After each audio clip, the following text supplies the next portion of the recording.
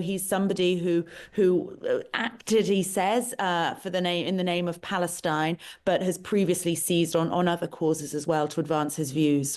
Will there be some criticism of the fact that this man was on the radar and yet he was still walking around able to commit this horrendous crime? Well, he hadn't actually previously carried out any acts of violence. I don't know if it's accurate to say that he was on the radar, because the manifesto was only published shortly before. I think, sadly, it gives a sense of the scale of the threat in the United States, where, of course, guns are so readily available. Government minister is accusing the leaders of Canada, France and Sir Keir Starmer of emboldening the forces of terror after a couple was shot dead in Washington, D.C. last night.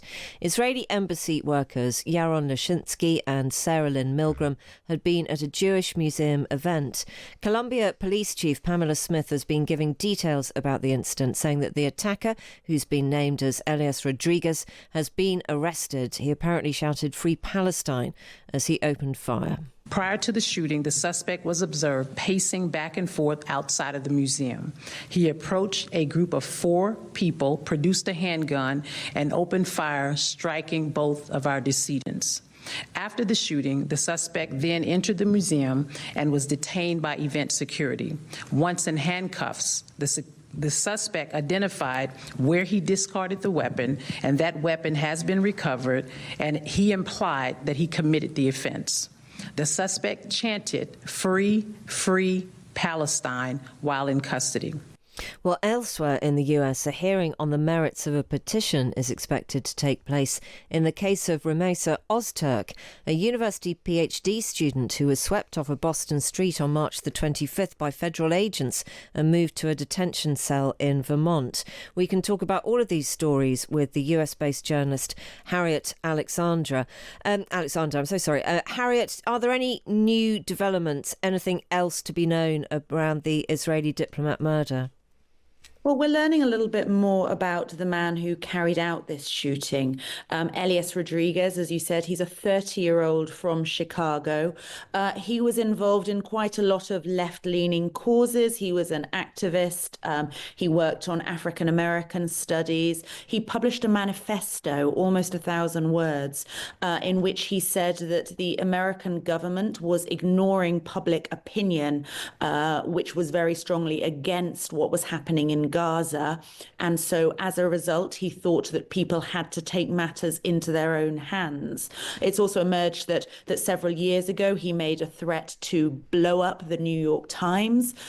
So he's somebody who acted, he says, in the name of Palestine, but has previously seized on other causes as well to advance his views. Will there be some criticism of the fact that this man was on the radar and yet he was still walking around able to commit this horrendous crime? Well, he hadn't actually previously carried out any acts of violence. I don't know if it's accurate to say that he was on the radar, because the manifesto was only published shortly before. I think, sadly, it gives a sense of the scale of the threat in the United States, where, of course, guns are so readily available. The fact that this can happen any time, even with people who are not previously known to police. There's a lot of people out there who are known to the police who they're monitoring, but of course they can't keep tabs on everybody all the time. So yes, obviously a very troubled individual, but somebody who didn't really show any signs in advance of doing something quite like this. We've got so much to talk about. There will be more on that with John Pienaar after 4 o'clock this afternoon. Can we talk about the students who were arrested by US immigration? I mentioned one of them there, that is Rumeysa Ozturk, but also Mahmoud Khalil, both in court today. Can you tell us a bit more about these cases? Yeah, so Rumeysa Ozturk, she was at Tufts University. She was doing a PhD. She's originally from Turkey. She was snatched off the street in Massachusetts on March the 25th, and she was held in custody in Louisiana for 6 weeks. That was because she had written an op-ed in which she criticized the policy in Gaza. She criticized the Israeli government. Her case got an awful lot of attention because she she wasn't even involved in protests. It was literally for what she was saying. Yesterday, Marco Rubio, the Secretary of State, he was in Congress to talk about a variety of issues, but he was pressed on this. He said that he was proud to have locked her up. He said, "We will do more. I'm looking to get crazy people out of the country." And there was quite a lot of pushback, particularly from Democrats on this, because they said she merely expressed a point of view that what was happening in Gaza was unacceptable. But Rubio said that he wanted to get anybody who was opposed to US foreign policy and held dangerous ideas, he said, out of the country. He pointed out that student visas are a privilege. And they're really, really taking that to heart. The Institute of Higher Education is tracking this very detailed manner. They say that more than 1,800 students have had their visas revoked or been detained since Trump came to power. So it's a really widespread campaign against the students. What does that do to activism on campus?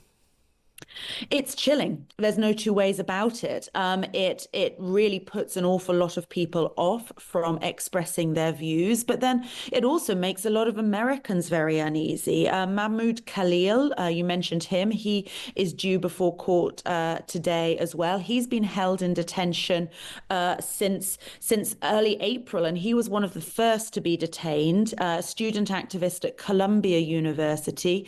He has a green card. He is married to a US citizen. His wife gave birth while he was in custody. He's still being held in Louisiana. And I think that the circumstances of his detention have really raised alarm. He has a newborn baby.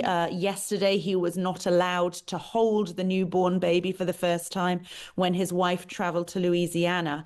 And again, he is someone who has not been violent. He's been involved in protests, but more as a mediator. But he's really being held up as a figurehead for what can happen.